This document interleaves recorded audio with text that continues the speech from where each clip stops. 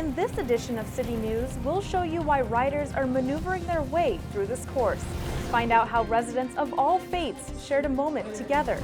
And we'll show you what these postal workers are doing to fill more than just your mailbox. These stories and much more coming up on City News.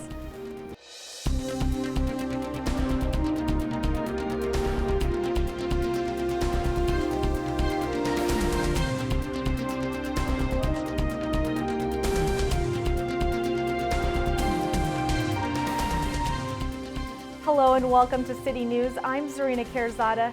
For drivers, motorcyclists are a blind spot when it comes to sharing the road, which is why the Hawthorne Police Department taught motorcyclists how to be safe and nimble on the roads. Daniel Lindley has more. The Hawthorne Police Department had its Right to Live motorcycle training course, a free one-day class offered to riders looking to improve their skill. I saw it was an opportunity to get some more skills on the road, and I think that's important. Important indeed. We lost 2 of our motor officers in a very short period of time, which got us thinking about what can we do to improve rider safety out in the community other than just tell them to ride safety. So we thought about maybe we could take some of the motor training that we send our officers to and bring it back to the community to make them safer riders. The course consists of 2 parts. We set up a series of cone patterns that represent obstacles in real life, and we teach them both slow speed maneuvering and high speed maneuvering. And what goes hand in hand with learning how to ride safely? Safety gear, of course, such as protective jacket and pants, a helmet, gloves, and boots. You know, wearing the proper safety gear gives you the best chances to survive if you're unfortunate to suffer some type of collision or front end washout or something of that nature. When all is said and done, the point to walk away with is clear and simple. The law is the law. It's the law. 2 is the helmet's the law, and 2 is because it's a safety issue. It's to protect the rider from any accidents that happen. It's a given that every rider knows that this kind of knowledge can help save lives. Therefore, it's important to enroll into one of these classes. I'm Daniel Lindley, reporting for HCTV. 4 more safety courses will be offered by the Hawthorne Police Department this year. For more information, visit their website at www.hawthornepolice.com. Drunk drivers got a surprise when Hawthorne Police stopped and screened more than 1,800 vehicles during a D.U.I checkpoint on May 13th. Officers arrested 6 drivers for DUI, 24 for driving without a license, and towed more than 25 vehicles. Residents from all faiths found common ground and time to pray during the annual National Day of Prayer held at the Church of Nazarene of Hawthorne. Daniel Lindley has more. The National Day of Prayer is an annual observance held on the first Thursday of May, inviting people of all faiths to come together to pray for our nation. I believe so that the importance of this National Day of Prayer is to be united all together. It's an opportunity for the faith community to come together in a day in which they celebrate ecumenism. Ecumenism being the celebration of all the different types of faith systems that are around. Presenting service and community gathering began with prayer and worship and ended with refreshments and food.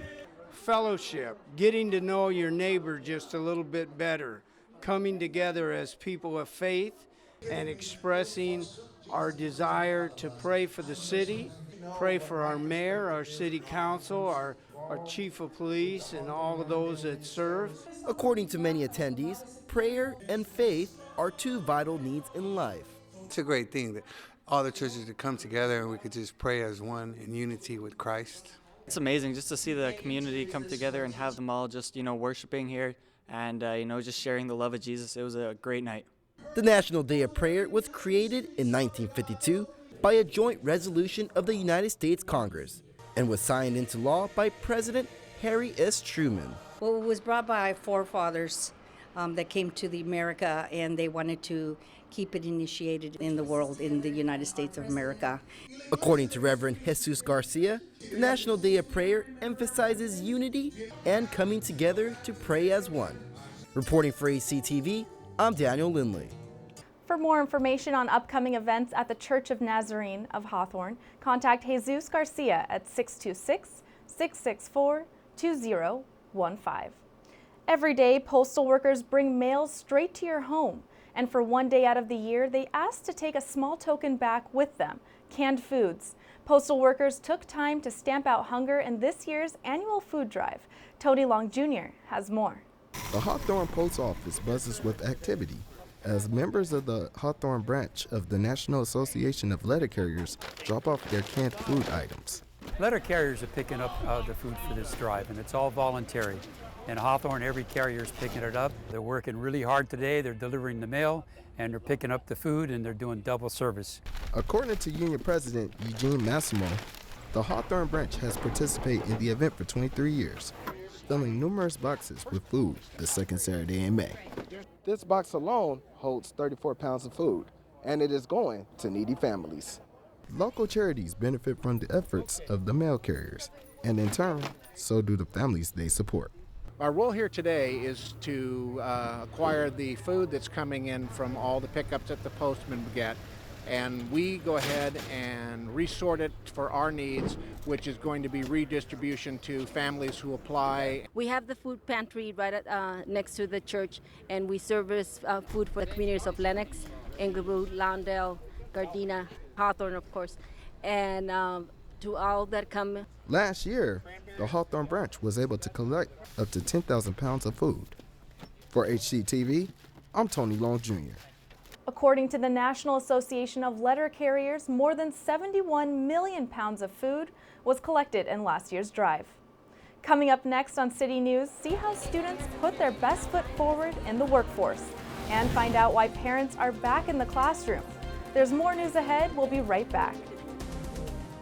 In school, teens are taught math, science, and English. But in the real world, there's one skill that you can't find in a classroom: people skills. That's why the South Bay Workforce Investment Board invited teens for the annual Youth Job Fair.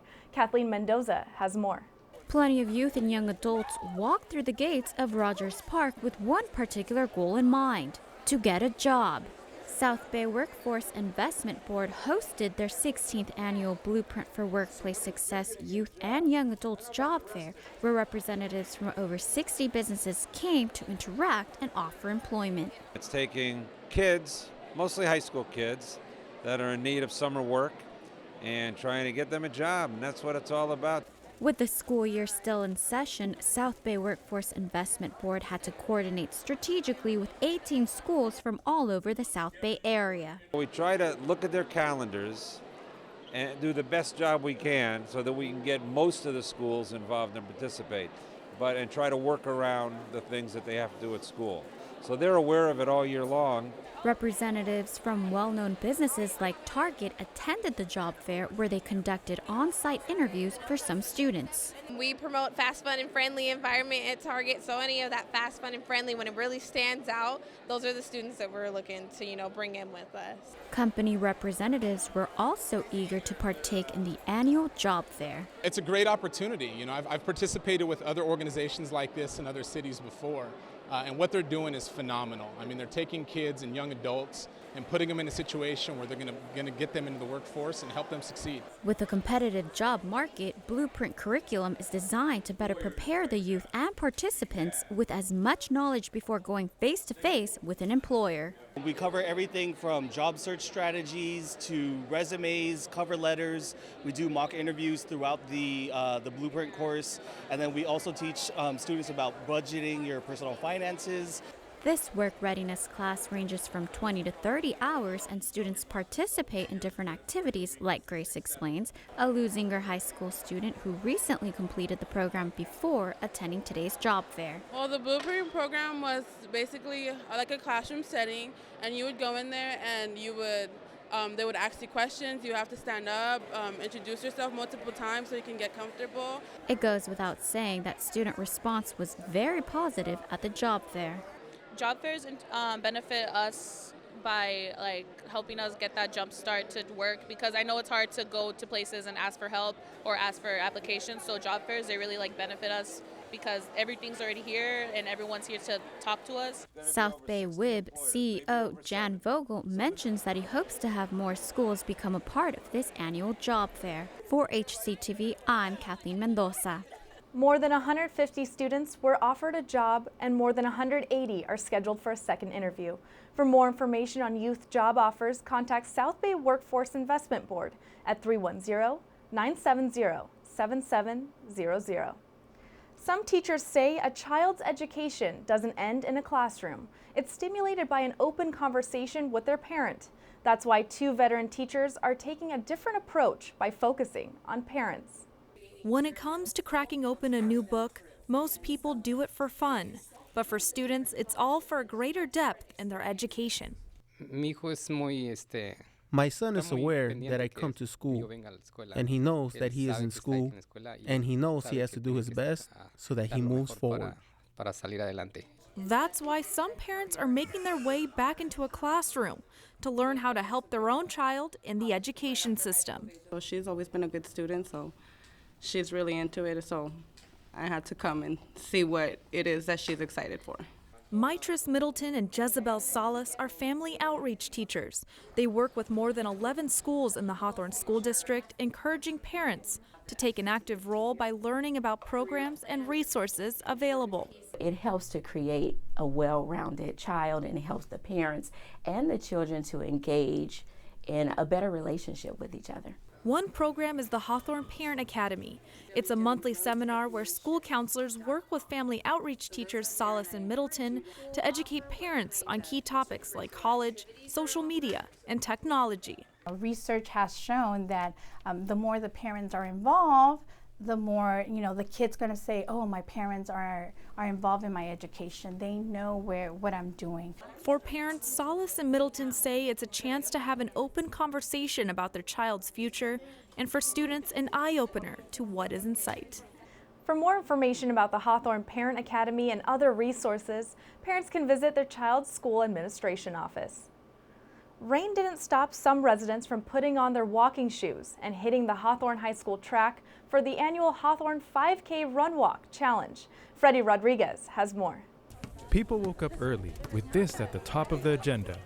Partake in the 21st annual Hawthorne Run Walk Challenge and Health Fair being held at Hawthorne High. Is for the fitness and health of Hawthorne, bringing people together to have fun, run for healthy hearts and minds. It's beneficial for the community and it's healthy. Athletes got pumped up with a quick Zumba session before taking their places at the starting line. The race is off.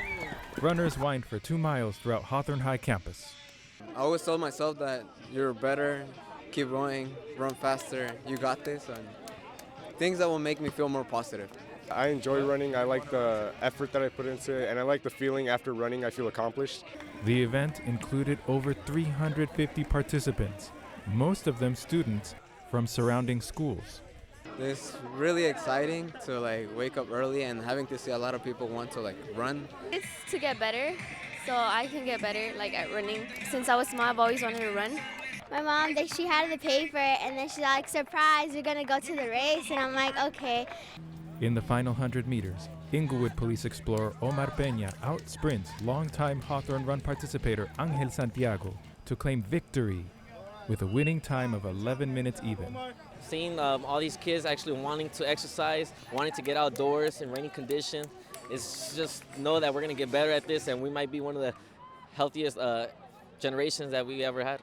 More than anything, is to stay healthy, to be fit, and always be active. That's most important, to stay active and eat healthy. All race finishers got medals, an endorphin rush, and were free to explore the health fair to continue their quest for healthy habits. We're doing Rethink Your Drink, which is to encourage the parents and kids to watch out for the sugar-sweetened drinks and to eat more fruits and vegetables. We want to implement and really promote healthier lifestyle early on so that when they grow older, that hopefully those lifestyles will be retained. Alex Monteiro says that education and health go hand in hand and is glad to have partnered with Centinela Valley Union High School District to stage the race and health fair. Freddie Rodriguez reporting. More than 300 people attended this year's event. Pet owners take a lot of pride in caring for their four-legged friends, and sometimes it can get expensive. To help cut the costs, the City of Hawthorne's Rabbies Clinic is offering low-cost rabies vaccinations, microchipping, and dog license renewals. The clinic will be at Hawthorne City Hall on June 4th from 11 a.m. to 2 p.m. Every event has its own start, a gun shop for races, a buzzer for sports, and for Kiwanis Club members, the ringing sound of a bell. Francisco Castillo tells us how the original bell slipped through the cracks and made it back home. The Kiwanis Club is known for giving to good causes. However, they're also notorious for periodically stealing one single item. We have a bell, and it gets stolen by members every so often. It's part of the prank and fun of being a member. This is the original Kiwanis Bell. But what most members don't know is that this bell went missing over 20 years ago and was replaced with another bell. What I didn't know was that there was another bell. This bell that I've been using all of my term has been the backup bell, and I didn't realize that. Longtime member Richard Hune received a tip that there was a Hawthorne Kiwanis Bell being sold on Craigslist. On a Saturday, Hune took a stroll to the shop in Torrance where the bell was located with the mindset of retrieving it. The lady said, "Yeah, it's right here." And she grabbed it and said, $65. And I says, "Well, you know, we've been missing this bell for a long, long time. I don't know how many years, but it's been missing." And she says, "Oh, it belongs to your club?" I said, "Yeah, I've been a member of this club for 48 years. And I said, "It's missing." She says, "Well, then it's $45. The person who last took this bell is still a mystery, and maybe we will never know who took it. But one thing is for sure. I don't mean to cut you off, but you did have both bells up there, right? I think there's only one now. Yeah, that figures. That happens. The tradition will keep going on. For HCTV, I'm Francisco Castillo. Kiwanis Club members say one bell will be placed in the Hawthorne Historical Museum. Keep it right here on Channel 22 for these future city news stories. We'll take you to this year's Canine Barbecue Dinner. Also, it's the second year Hawthorne High School will be the site for the Schoolmaker Fair, and see which Hawthorne schools received state and national recognition. That's all we have for this edition of City News. Thanks for watching. If you have any story ideas, please send us an email at hctv@hawthorneca.gov. You can watch City News online on YouTube by searching Hawthorne Community Television. We'll leave you now with more footage from the Ride to Live safety course. See you next time.